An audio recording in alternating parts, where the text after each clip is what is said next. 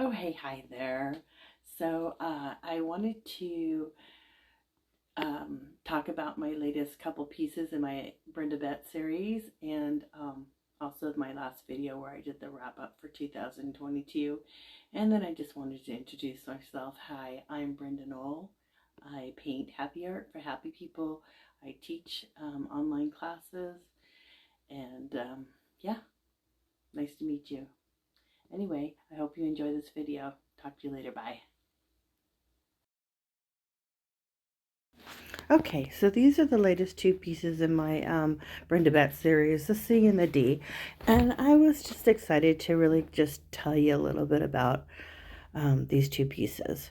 So the first thing I'm excited about is I made a new little 4x6 sketchbook out of some previously unsold art. What I did was I took some previously unsold art and I covered them in I covered it in acrylic, and then different colors of acrylic,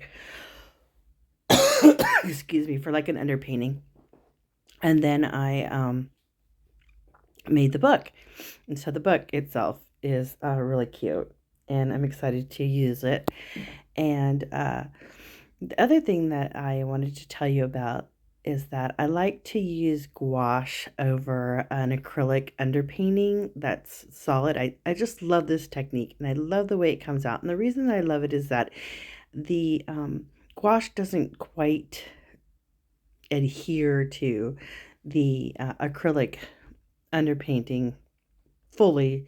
So, I mean, it could if you do several layers, but I love that random textural effect of that bottom layer coming through. And so that's really exciting about this little sketchbook that I started. So I really like that. And then, I'm just my whole art, everything. My life as an artist, everything's in transition, and I'm getting ready to like jump and do something different in 2023. So I'm a little like, I don't know what to do next, but I thought I've already started this series, and so what I should do next is stick with it and do the C and the D. I mean, just do a couple more letters, right? So I decided to do the C and the D today, and that's what's going on here. I didn't want to spend a whole lot of time overthinking it. I thought, you know what? I gotta do 26 letters in this series. It seems like I've started this series before, but I've never finished it. But you know what? I'm gonna finish it now. So that's what's that.